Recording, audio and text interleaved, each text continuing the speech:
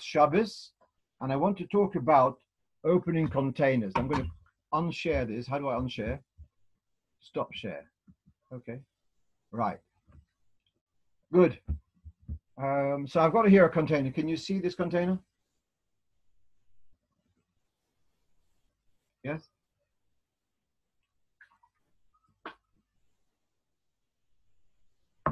That second container. Opening those on Shabbos.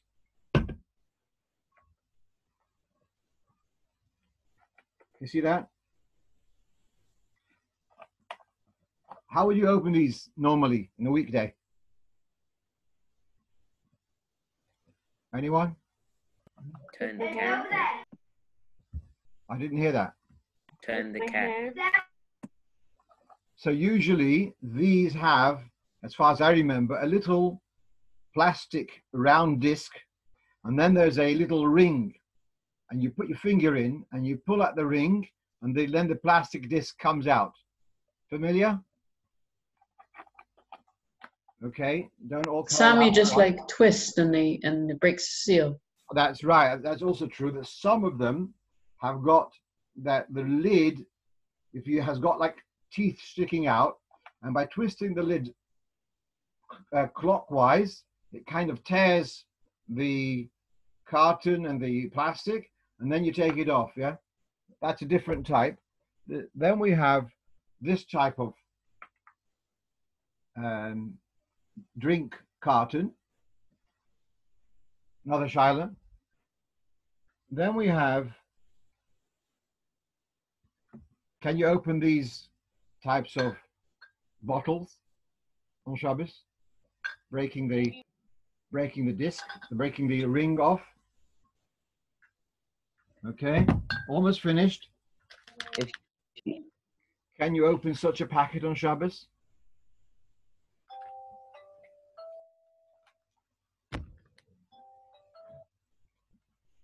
Middle of a lesson.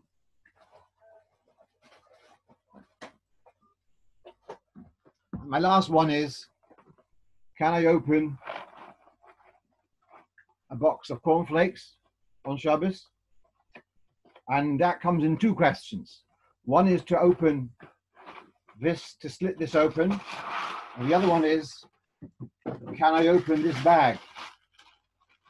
Right, so these are klolim. And of course, there's also this types of packaging, and what are the shilas here? So first of all, I want to ask you, is this a container? Is this a keli? Yes. Yes. I agree with you, but I'm going to tell you someone who doesn't agree with you. And I'll tell you what this story here is. Which are the shilas which we have to deal with when we talk about opening containers on Shabbos? First thing is making a container a melacha? Yes. So let's say, so which melacha is it? Boine. Very good, very good. Was that shy? Yeah. Okay. So if I go to IKEA and I buy a desk and it comes in a flat pack, I take it home in the back of the car, I'll take out all the cardboard, and I take out, there's all bits and pieces, and I take a screwdriver and I screw it together, and I make now a desk. So it came flat pieces, and I screwed it together, created a desk. What have I done? I've done boine. Yes? So I've taken, what is boine? Boine, a house. You take bricks, and you join them together, and you put some cement to hold it together, and that's called boine. So boine is taking bits, components, and joining them into a structure. What's cute is that the halacha is to make cheese is also called boine, because you're taking all the particles and you make into these hard cheeses, make a solid slab. And there's a big shaila then. how you're allowed to eat cheese on Shabbos. You're soiser, yeah? You're demolishing the cheese. But that's a side issue. Okay, so taking bits and creating a box, for example, a desk, I gave the example, is boina. If that's the case, so demolishing a desk would be called soiser. I'm demolishing a binyan. Should be soiser. So I'm just learning Gemara Shabbos around Af Kuf Mem Hey, and there's a Mishnah which says, Shoiver Odom Chovis, to get a person's got to break a barrel, break open, in order to get to the food which is in the barrel. There are te'anim, there are figs in the barrel. How can you break a barrel? If to make a barrel is boine, so to break a barrel is soiser. Yeah? Then Tosfos says another point. It says in the Mishnah, I'm going to bear with me a moment, yeah? Here's the Mishnah.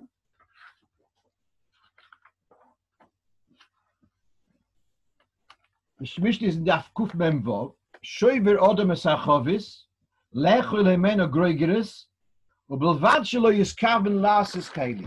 Even as you are breaking this barrel, but be careful, don't make a keli. Don't have kavona to make a keli. Okay, so Tosfos has this problem. How are you allowed to break this barrel? To make a barrel is bonus. It is to demolish a barrel is soiser. So Tosfos comes up with an interesting answer. This barrel is not talking about a good barrel. It's talking about a barrel which was broken and it was stuck together. And he uses the word mastic. Do you know the word mastic? Anyone speak of it? Mastic, maze mastic? Chewing gum. Thank you, chewing gum. So the Gemara elsewhere, this is more Shabbos, more in Gemara Beya, so it talks about mustaki. It means a barrel which was cracked, and then they used glue, a resin, a kind of glue, to stick it together. And that's where the word mastic comes from. Yeah, mustaki, same word. So Tosfos is answering that which the Mishnah says, that you're allowed to break a barrel on Shabbos in order to get to the food. Is talking about a mustaki. It's not a healthy barrel. It's a zashmata. It was broken and it was prepared. And because it was not such a, it's not so choshev, you're not going to start making a neat opening. Because if it doesn't work properly, you throw it out. So here we have a new halacha. That when it comes to breaking, the heter to break open a barrel to get food, is talking about a shvacha, not an. You know why I say shvach? You know what I'm talking about? Yeah? Shai, you know what shvach means?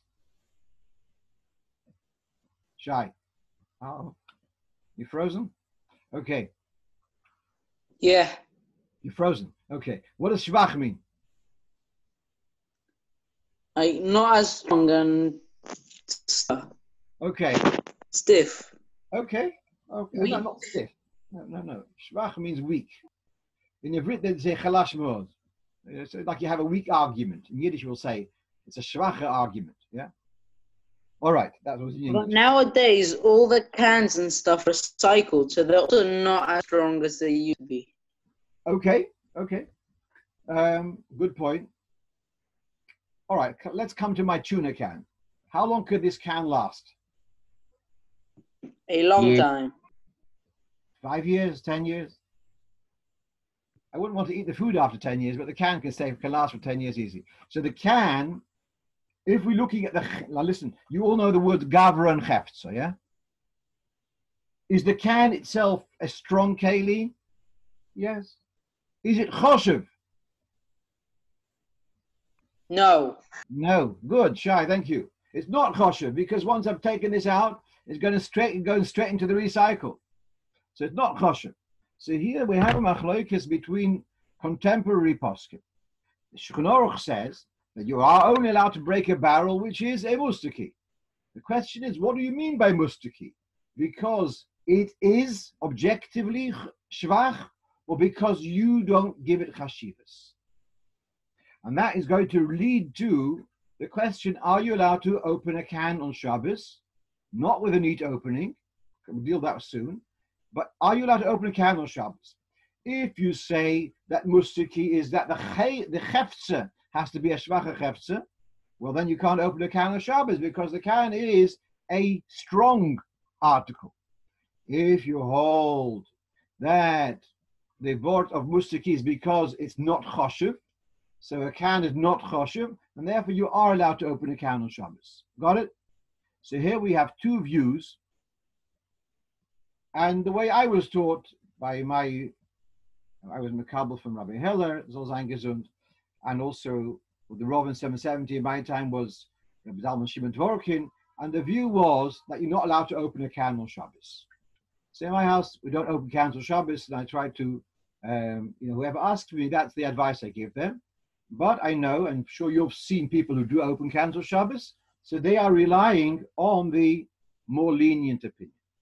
That is it, because it's a throwaway, they call it a mustiki. A couple of more points. Have any of you ever heard of such a thing of drilling a hole in the bottom of the can before opening it at the top? On Shabbos, obviously. No one heard of this before? Okay. So I want to tell you where this comes from. I asked you all, Mendel, do you mind if you would see your hadras ponim, not just only your hands thumbing up? So now, thank you. So now, I asked you at the beginning of this lesson, is this a keli? And you all, I think no one argued. Everyone agreed that this is a keli. Now, there was a person, a very big Talmud Chochem. His name was Reb Avraham Yeshaya. My brother's not named after him. Well, it's interesting. My brother was born shortly after he passed away. He lived in Bnei Brak, and he wrote a famous series of svarim called Chazon Ish. And in the Litvische world, it's like Mamish from the Gresta Gedolim, and he certainly was a tremendous goen. But he came up with the svara that a can is not a keli. A keli means you can put stuff in, but I mean, this is a keli because you can put things in and take things out. But this, he says, it's sealed, so it's not a keli. Okay, so what's then the problem to open a can? If I use a tin opener and open the can, I'd be creating a keli. So he says, I've got an answer for you. Drill a hole in the bottom, and therefore you kind of ruined it before you created it. Got it? Brilliant.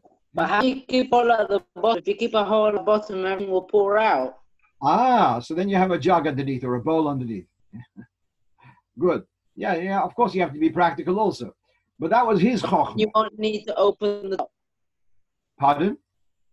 If you put a bowl at the bottom, you will need to open it from the top. So his chokhmah was, you pierce a hole at the bottom, and let's say if it's Coca-Cola inside, you're right. But if it's got tuna, so you make a little hole at the bottom, the tuna's not going to come out, yeah?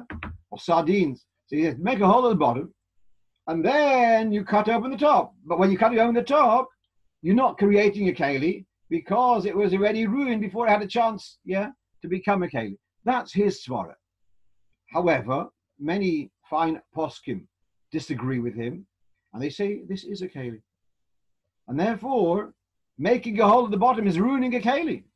Imagine if I'm got in a bad mood, and I take this cup and I threw it against the wall on Shabbos. Yeah, Avera? Avera of ruining a keli? By the way, I want to tell you guys, sometimes you get a little bit fidgety and people start taking paper cups, not paper cups, the plastic cups, and they're crinkling, besides getting on my nerves, but it's also, to do it on Shabbos, it's issue of destroying a keli, yeah? To take a paper cup and crumple it. So you're not allowed to do it on Shabbos. Okay, so coming back, so as far as I'm concerned, the way I was taught, this is a keli, and therefore, to drill a little hole in the bottom and then open it at the top is not a solution, not acceptable. All right, so then we have now instead, Shai, you're jumping a lot. Instead, we're going to talk about opening at the top. To make a neat opening, so let me grant you that this is called a Rooster Key, because throw it away. Do you want, when you pull this ring, do you want to create a neat opening? Yes. Not necessarily. when you Okay. break it. All right. What I would say to you is the following. Thank you, Zalman. I know you're hiding there, but it would be nice to see your face also.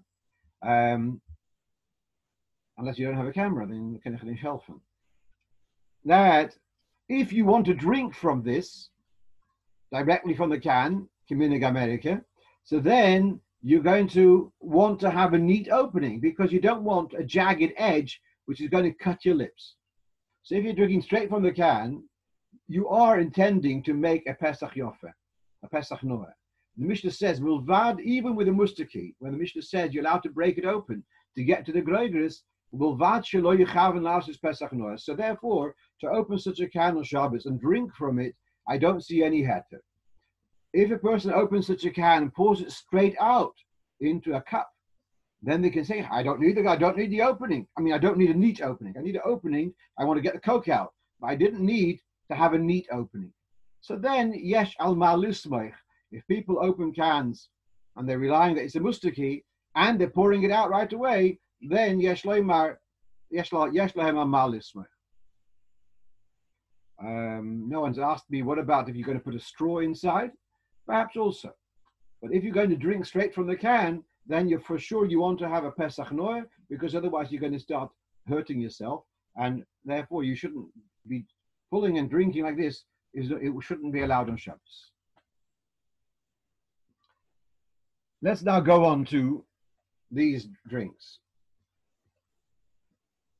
How long does these things last? 2 weeks. It usually says how much you should consume within the amount of days. Yeah, that's very good for sales, you know. So that the old stock should keep on, you know, should be rotated. All right. Some of these, I would say it's not as strong as a can. All right. Let's say this is called a Rooster Key. Okay, fine. It's certainly not reused. No way. No. I don't know if anyone ever seen people using tin cans for boiling eggs. Anyone seen that? The bobbers sometimes, no? No? Baruch Hashem, you know, Dar HaChava. 50 years ago, it was a very common thing. You'd see someone wanted, you know, people boil up 3 eggs, because in case one's a blood spot. If you want to boil up 1 egg, you take a can from Peaches or something, and you boil it. It's a miniga yoshan. Okay, so now these cans, these cartons. Do you remember how some of them would have like, how do you say, perforated dots on the side, and it said tear here? Have you seen that? Yes. They're the cheaper ones because they can't afford to put these little schmonzers at the top. So those, to tear it over here, would that be called making a Pesach Noah?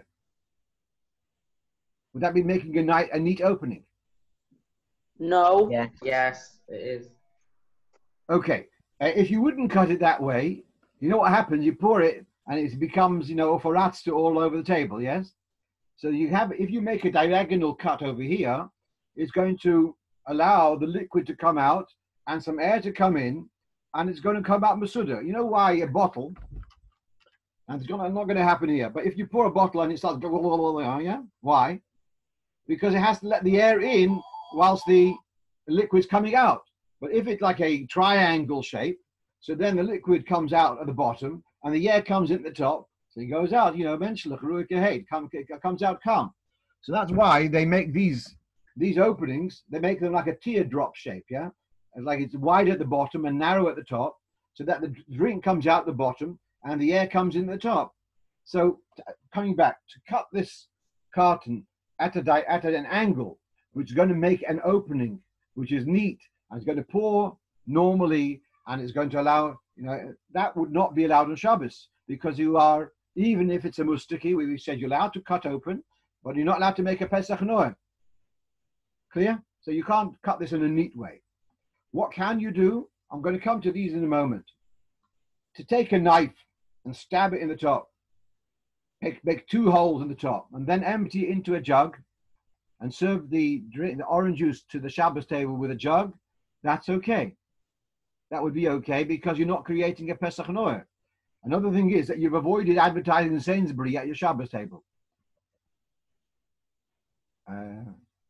Now, What about not by the not to rip it, but to cut it over there? Is that the same thing? The same thing. Whether you're using a knife or a scissors, the point is, if you're going to create a neat, it's a good opening. By cutting it at an angle, that's creating that's a Pesach Noah. It's effective. It's doing the job well. That's the problem. By making a neat opening is in your makeh b'patish. So you're not allowed to do that. Now these, as you can see, these have a kind of tab. There's different types. Some of them have got like a little door. You lift up the door, and inside there's a foil, silver foil tab, and you pull it up, and then it reveals an opening. Yes, these. If I would, I'm not going to do it over my computer. If I pull this, it's going to push this part down. It's going to tear through the plastic. So the way these are made is it comes in a flat sheet. The outside is card. The inside is plastic, like a plastic bag. Over here, the card is missing, and instead they stick this thing on, but the plastic is there. So it's like a plastic bag. Then when you press this, it's tearing through the plastic. And now it's going to create a neat way for the orange juice to pour out. Anyone here been to Eretz Yisrael? Raise your hands. Okay. How does the milk? Have you seen milk bottles in Eretz Yisrael? They're bags. They come in bags, yeah. And so everyone's got these they come in plastic bags, and then you have to have a special jug where you put your milk bag inside, and then you cut the side, and then it starts pouring. Yeah, if you cut it, so that would be mamish the same shaila. Are you allowed to cut those bags on Shabbos and to cut it in a neat way that your milk shouldn't do? Hafotzas hamilk on Shabbos. What if you bite it with your teeth? Right, that would not be a Pesach Noah. That would not be. That would be l'chera acceptable. Yeah. So coming back, so to push these things in on Shabbos, I think is also a problem because it's creating a Pesach Noah, and the same thing with these, whether it's by pulling out that little disc, which was part of the plastic, or where you said before, I don't remember who mentioned about it's got these teeth in the lid, and you twist it, and it's cutting a nice round hole into the carton. All of those are creating a Pesach Noah, which I see as a problem for Shabbos. So you make sure you open them all before Shabbos. Or, as I said, if you didn't open them before Shabbos, one eighth is to dig a crude hole in the top, or near the top of the side. That would be okay. Now, a box of tissues. Now they have the top of the box of tissues has got like an oval shape opening, and it's got perforated. Yeah, are you allowed to pull that perforated thing to get the tissues? And the answer is no, you're not allowed to. Right, now, opening such a packet.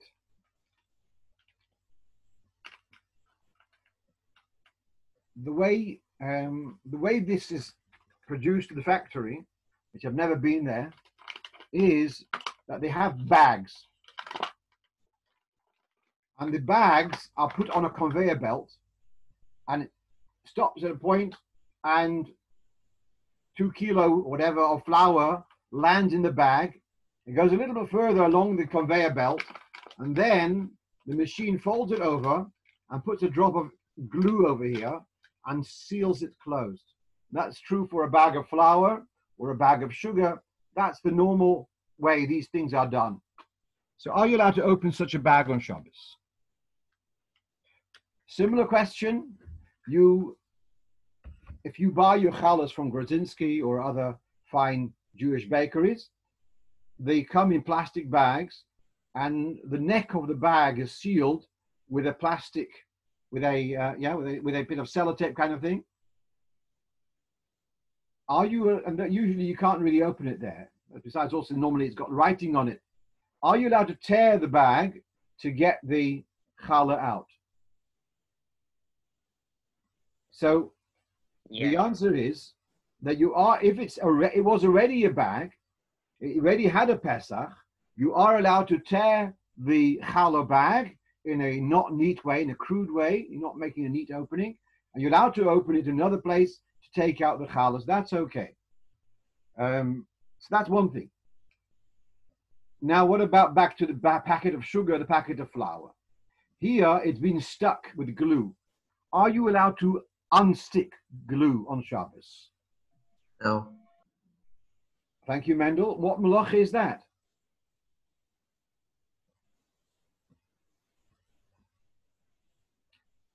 Now, tell me, you're obviously a little bit younger than me. You might have younger siblings who use, what do they call them, Pampers? Are they called Pampers in England? Do they come with sticky things? Or are they now with Velcro? Sticky. Velcro, I think.